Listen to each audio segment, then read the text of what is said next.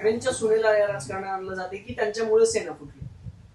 मला वाटतं की हे भरतशेठ गोगावले यांच्या अकलेची निघालेली दिवाळी आहे की भरतशेठ गोगावले ज्या पद्धतीने आत्तापर्यंत वागत आले आणि आज त्यांनी रश्मी वहिनींवरती जो काही आरोप केला आहे तो आरोप अत्यंत चुकीचा आहे.